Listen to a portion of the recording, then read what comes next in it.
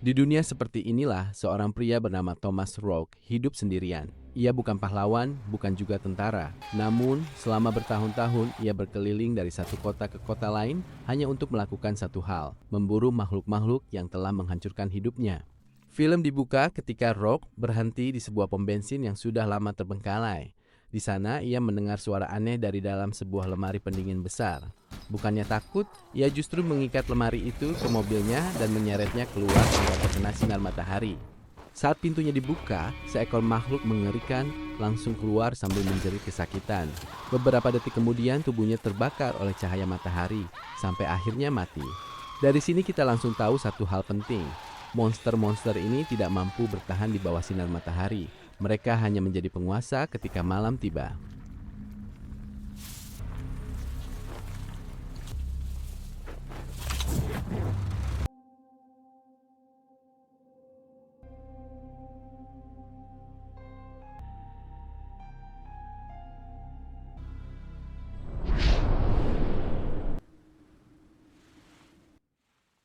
Perjalanan Rourke berlanjut menuju sebuah kota yang nyaris tidak memiliki tanda-tanda kehidupan.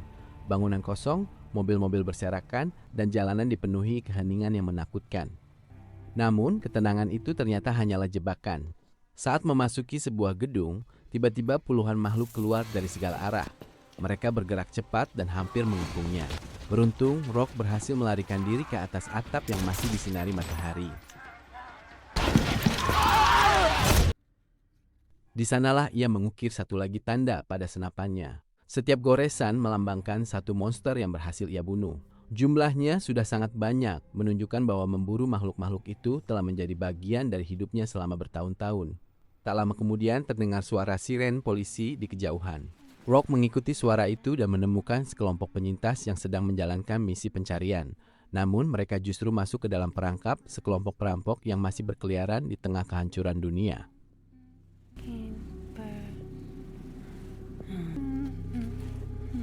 Are you alright, man? Baku tembak pun sudah dilakukan. Satu persatu anggota kelompok penyintas tumbang hingga akhirnya hanya tersisa seorang wanita bernama Sam.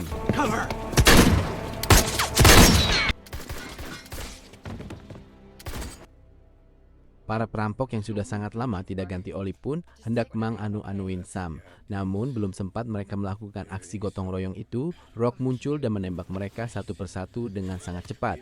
Dalam hitungan menit, seluruh perampok berhasil dilumpuhkan.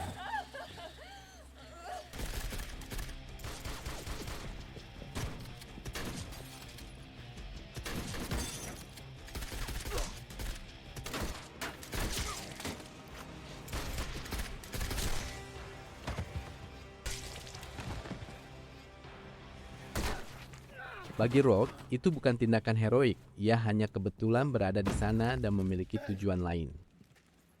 Hey, what do you want? You want ammo? Take. No. Where you from? Fuck all kinds of those fucking things. You can't fucking leave me out. Setelah mengalahkan para perampok, Rourke langsung meninggalkan Sam dan ketua geng kapak yang dalam keadaan sekarat. Okay, Annabelle. Sam kemudian menjelaskan bahwa masih ada kelompok penyintas yang bertahan hidup di sebuah kantor polisi tua di Dallas. Mereka memiliki persediaan makanan, listrik, dan tempat berlindung yang cukup aman. Sebagai balas jasa karena telah menyelamatkannya, Sam menawarkan bahan bakar, makanan, dan amunisi jika Rourke bersedia mengantarnya kembali. Awalnya Rourke menolak, namun setelah mendengar kalau makhluk itu sangat banyak di sana, Rourke akhirnya setuju. Mereka segera berangkat menuju Dallas sebelum malam benar-benar datang. Perjalanan itu berubah menjadi perlombaan melawan waktu. Begitu matahari mulai tenggelam, makhluk-makhluk haus darah bermunculan dari setiap bangunan kosong. Mereka mengejar mobil Rourke tanpa henti. Sam mencoba menghubungi para penyintas lain, berharap pintu benteng itu dibuka sebelum mereka menjadi menu makan malam para makhluk ganas itu.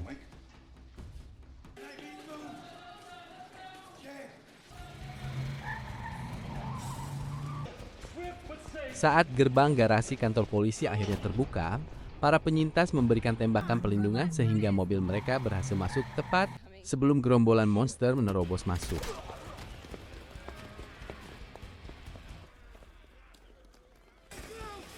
Namun di tengah kerumunan makhluk itu, Rogue melihat satu sosok yang membuat wajahnya langsung berubah.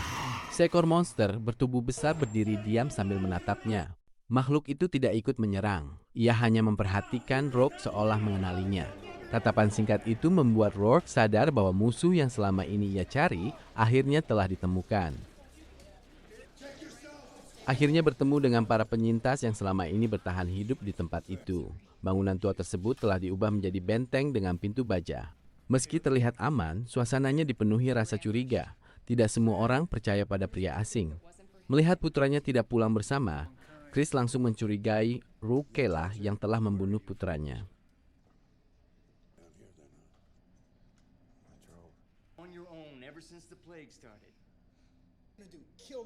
Sam menjelaskan apa yang terjadi. Dia bilang bahwa Rogue lah yang telah menyelamatkannya dari sekelompok begal. Namun, Frank tidak percaya begitu saja. Terjadi perdebatan kecil. Mereka semua tidak percaya bagaimana mungkin ada seorang yang memburu zombie. Terlebih lagi, dia hanya seorang diri. Setelah mendengar bahwa Sam dan Rogue menemukan pesawat, suasana yang tadinya kacau berubah menjadi sedikit lebih tenang. Frank Hill melihat sedikit harapan bahwa mereka bisa meninggalkan kota itu.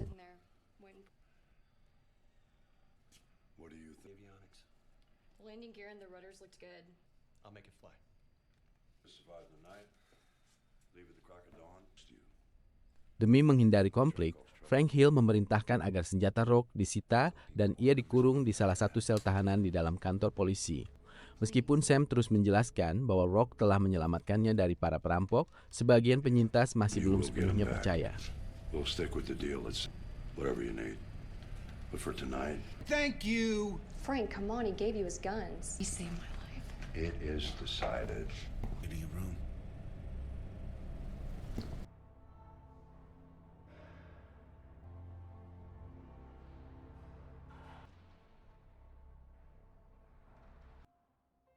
Di balik jeruji besi, Rogue memilih diam. Ia tidak membela diri ataupun mencoba melawan. Kelelahan setelah perjalanan panjang akhirnya membuatnya tertidur. Di saat Rogue terbangun, di sana sudah ada Sam. Sam meminta maaf atas perbuatan para penyintas lain. Sam menceritakan tentang masa lalunya. Sam juga ingin mendengar masa lalu Rogue. Namun, Rogue lebih memilih diam. Dalam tidurnya, Rogue bermimpi bertemu kembali dengan istrinya. Mimpi itu memperlihatkan kenangan singkat tentang kehidupan mereka sebelum dunia hancur. Namun kehangatan itu tidak bertahan lama. Rogue terbangun dengan wajah muram. Kembali dihadapkan pada kenyataan bahwa orang yang paling dicintainya telah tiada. Kenangan itulah yang terus menjadi beban sekaligus alasan baginya untuk terus bertahan hidup di dunia yang telah berubah. Tak lama kemudian, aktivitas di dalam markas kembali berlangsung. Para penyintas mulai menjalankan rutinitas mereka, sementara Rogue tetap berada di dalam sel sambil mengamati orang-orang di sekitarnya. Suasana yang tadinya tenang berubah ketika salah satu kamera pengawas mendadak mati. I got no cameras. I can't see. I rigged this thing hard, man. Tak lama setelah Rogue terbangun, suasana markas yang semula tenang mendadak berubah. Dari salah satu bagian gedung, terdengar keributan yang membuat para penyintas langsung siaga. Ternyata, seekor makhluk yang terinfeksi berhasil menyusup ke dalam kantor polisi melalui celah yang tidak disadari sebelumnya. Seluruh penghuni markas segera bereaksi. Mereka berusaha menghentikan makhluk itu sebelum membahayakan orang lain. Setelah menghadapi perlawanan dari para penyintas,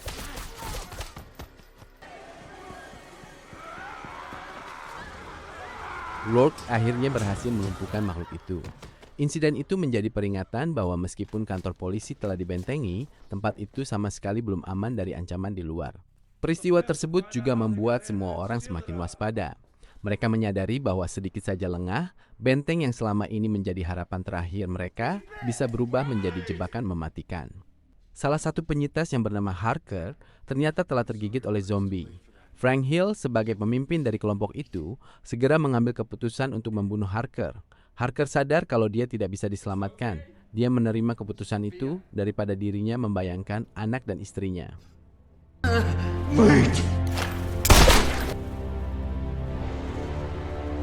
Everybody listen up. Setelah serangan demi serangan, para penyintas memutuskan untuk meninggalkan benteng saat fajar. Namun saat mereka ingin membuka pintu benteng, pintu besi itu seakan tidak mau terbuka, seperti ada yang menghalangi. Para penyintas akhirnya lewat pintu depan. Saat mereka melihat apa yang membuat pintu besi itu tidak mau terbuka, dan benar saja, pintu itu tertahan oleh tumpukan mobil dan jalan juga tertutup oleh tumpukan mobil. Makhluk ganas itu ternyata cukup pintar, mereka menghalangi jalan bagi para penyintas untuk melarikan diri. So that's what all the noise was. Karena mobil mereka terjebak dalam benteng, kemudian para penyintas berencana untuk mencari mobil di luar. Rock kemudian mengusulkan sebuah rencana. Ia menjelaskan bahwa makhluk-makhluk itu memiliki kelemahan. Pada siang hari, mereka akan bersembunyi di tempat-tempat gelap untuk menghindari sinar matahari. Menurut Rock, saat itulah kesempatan terbaik untuk menyerang, ketika sebagian besar dari mereka sedang beristirahat dan tidak seagresif pada malam hari.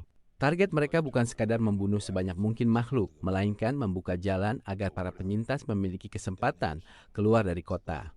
Meski risikonya sangat besar, Rock yakin terus berdiam di markas hanya akan membuat mereka kehabisan waktu dan persediaan. Frank tidak setuju dengan rencana itu, namun para penyintas lain sempat mempertimbangkan usulan tersebut. Mereka sadar rencana itu bisa saja menjadi misi bunuh diri. Namun, di sisi lain mereka juga tidak memiliki banyak pilihan. Setelah berdiskusi, This city had 2 million people in it. setelah bertentangan pendapat, sebagian penyintas mengikuti rencana Rourke dan sebagian lagi tidak setuju. Kelompok itu akhirnya sepakat untuk mengikuti strategi yang diajukan Rourke dan mulai mempersiapkan perlengkapan serta senjata sebelum malam tiba. We're not gonna make it. You wanna die? Got work to do. Kelompok penyintas akhirnya bersiap menjalankan rencana tersebut. Mereka memeriksa senjata, membagikan amunisi yang tersisa, lalu keluar dari kantor polisi dengan sangat hati-hati. Jalanan tampak sunyi, tidak ada suara raungan mengerikan seperti malam sebelumnya. Hanya deretan mobil terbengkalai dan bangunan kosong yang menjadi saksi kehancuran kota. Sementara Frank dan para penyintas lain masih dengan rencana mereka, yaitu mencari mobil yang masih bisa digunakan, kelompok penyintas itu terbagi menjadi dua. Tak lama kemudian mereka tiba di gedung tujuan. Dari luar bangunan itu terlihat gelap dan nyaris tak menunjukkan tanda-tanda kehidupan. Namun Rock yakin di dalamnya terdapat puluhan bahkan ratusan makhluk yang sedang bersembunyi dari cahaya matahari. Mereka menyusuri lorong-lorong gelap untuk membersihkan setiap ruangan. Mereka bergerak perlahan, menggunakan senter dan senjata dengan sangat hati-hati agar tidak menarik perhatian seluruh kawanan sekaligus. Awalnya rencana itu berjalan lancar.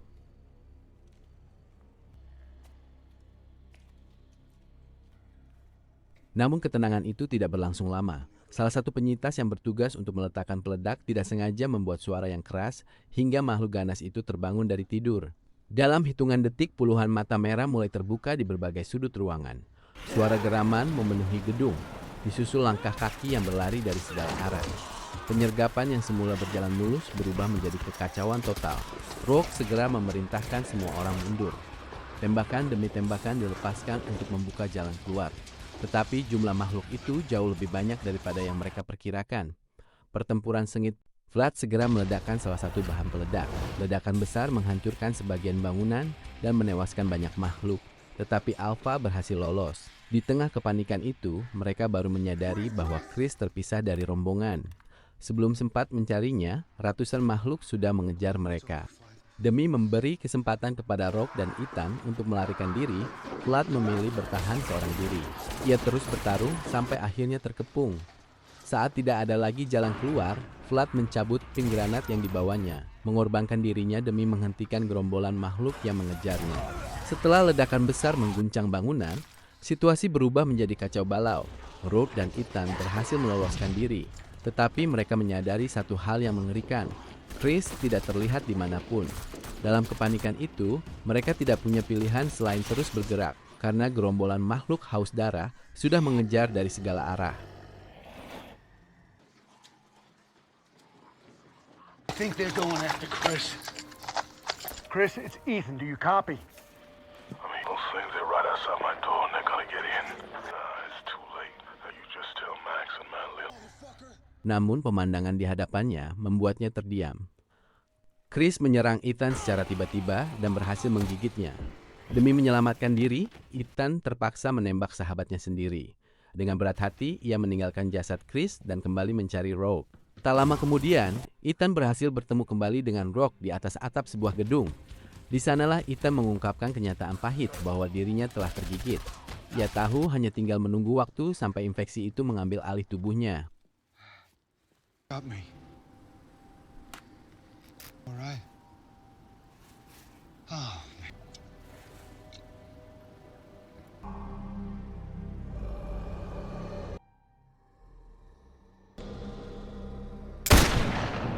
Got one, we got a car. Holy shit. Tak lama kemudian, Burton datang membawa kabar baik. Ia berhasil menemukan sebuah bus yang masih dapat dinyalakan. Kendaraan itu cukup besar untuk mengangkut semua orang menuju lapangan terbang. Harapan yang sempat hilang perlahan kembali muncul. Tanpa membuang waktu, mereka mulai memindahkan persediaan makanan, amunisi, dan perlengkapan penting ke dalam bus. Namun di luar kantor polisi, bahaya sudah semakin dekat. Geraman para makhluk mulai terdengar dari berbagai penjuru kota. Alpha, pemimpin masih hidup di bawah.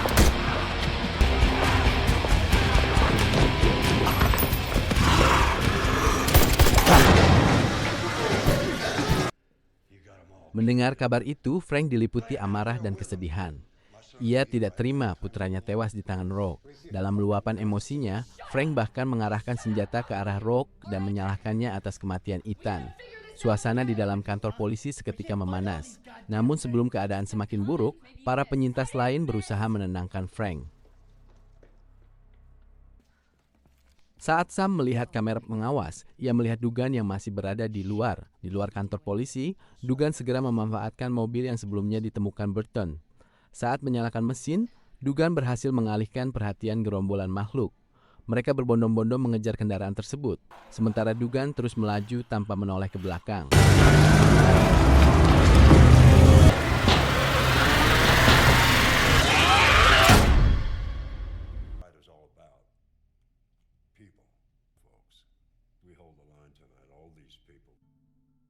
Baku tembak pun tidak dapat dihindari. Para penyintas saling melindungi sambil terus mencari celah untuk bertahan. Setiap peluru yang ditembakkan terasa sangat berharga, karena persediaan amunisi mereka hampir habis. Di tengah kekacauan itu, satu persatu makhluk berhasil dijatuhkan, tetapi jumlah mereka terus berdatangan. Saat pertempuran mencapai puncaknya, Alpha akhirnya muncul. Itu menerobos barisan para penyintas dan langsung mengincar Rock, seolah seluruh kemarahannya hanya tertuju pada satu orang. Alpha menyerang Rock. Memojokkan Rock di saat terkahir, Rock berhasil menjebak Alpha itu yang membuat makhluk ganas itu terkena sinar matahari dan tubuhnya perlahan terbakar. Para penyintas akhirnya bisa menuju pesawat sementara Rock masih dengan ambisinya.